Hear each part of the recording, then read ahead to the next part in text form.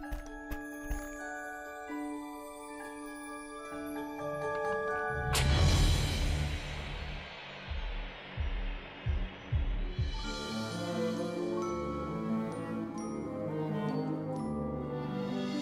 culture de la betterave sucrière écrit ses premières pages dans l'histoire de France il y a maintenant 2 siècles.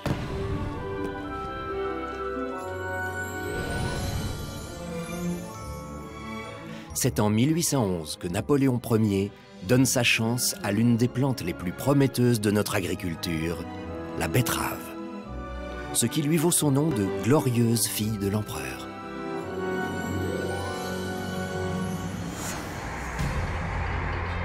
À l'époque, le sucre fait déjà partie du quotidien des Français, mais il provient de la canne à sucre cultivée dans les colonies.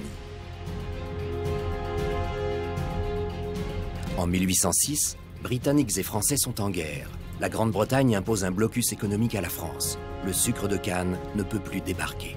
Il faut trouver un autre moyen de fournir du sucre aux Français. On sait que la betterave regorge de sucre, mais l'on n'a toujours pas trouvé le moyen de l'extraire. Un certain Benjamin de Lesser possède une raffinerie aux portes de Paris. Il reprend les travaux d'un chimiste allemand, Franz Karl Achard, et réussit à fabriquer 2 pains de sucre de betterave parfaitement cristallisés. Il les apporte au ministre de l'Intérieur, qui les remet à Napoléon Ier. Pour l'empereur, cette découverte est la preuve que la France peut désormais se passer du sucre de canne.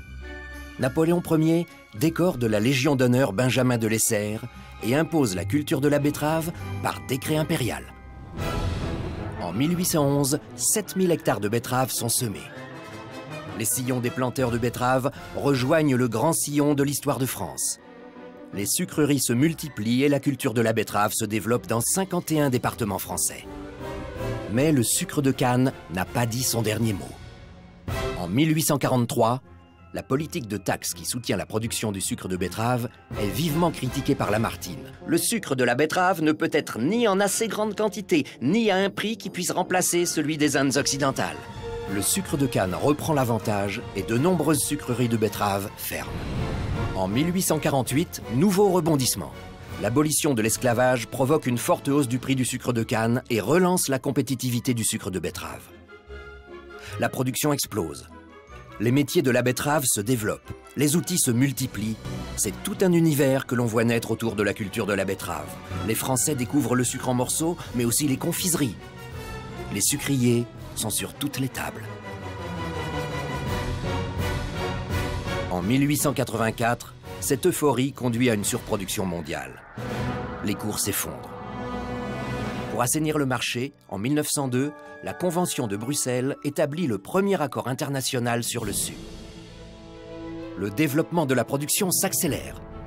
En 1914, et pour la première fois, la France atteint le chiffre record d'1 million de tonnes de sucre à partir de 9 millions de tonnes de betterave.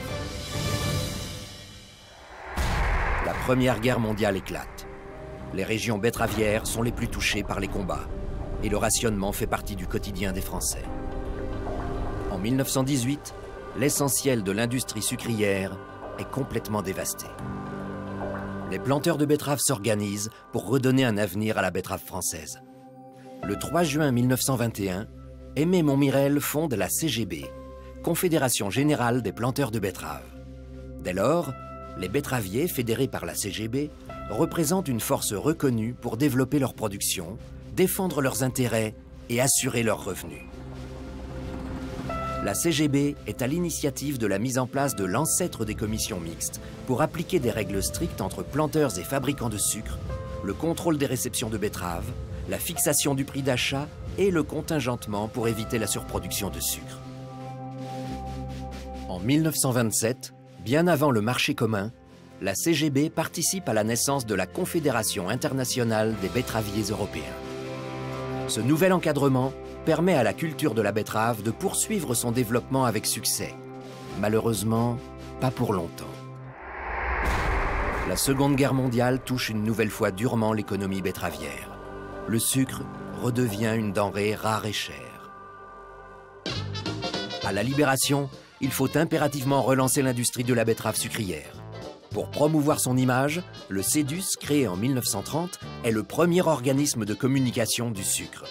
La création de l'ITB, en 1945, permet d'améliorer le potentiel de la betterave. Les rendements en sucre augmentent et de nouveaux débouchés apparaissent. La production d'alcool comme carburant. En 1952, aux 24 heures du Mans, une Gordini roule au superternaire, le carburant 7, un mélange d'essence et d'alcool de betterave. L'avenir semble à nouveau sourire aux planteurs. C'est aussi à cette époque qu'apparaît le betteravier français. Les planteurs ont désormais leur premier vrai journal.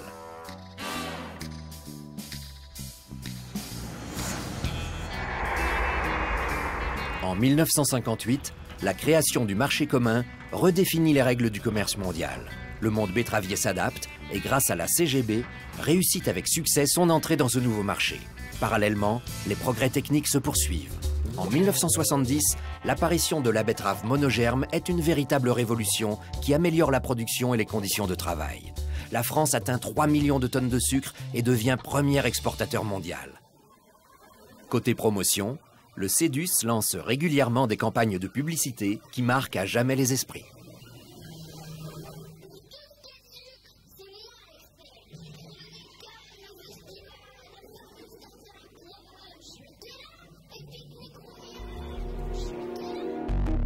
À la fin des années 80, la pesée géométrique de la betterave est abandonnée au profit de la pesée directe à l'usine. Les planteurs décident d'investir dans les sociétés sucrières privées. Entre 1990 et aujourd'hui, la part des coopératives dans la production de sucre passe de 15 à 60%. À partir de 2005, 50 ans après le carburant 7, la betterave devient un acteur majeur du développement des énergies renouvelables. Désormais, le bioéthanol est présent dans les essences. De plus, les planteurs de betteraves améliorent leur compétitivité tout en diminuant significativement la tartare ainsi que les doses d'azote et la quantité des produits de protection des plantes dans leur culture. Ils font du Grenelle avant l'heure. En 2006, à la suite d'actions offensives des pays producteurs de canne à l'encontre des pays européens, une réforme du règlement sucre s'impose. Les betteraviers réagissent. Un plan d'abandon volontaire est mis en place. Le nombre de planteurs passe de 32 000 à 26 000, tout en maintenant une production annuelle de 32 millions de tonnes de betteraves. La production de sucre est maintenue à plus de 4 millions de tonnes. Les planteurs de betteraves sauvegardent le potentiel betteravier de la France aux dépens de leurs revenus. C'est une passe difficile, mais néanmoins salutaire pour l'avenir de la betterave. Grâce à ses 26 000 planteurs, la France est aujourd'hui premier producteur mondial de sucre et s'apprête à affronter les plus grands concurrents, comme le Brésil.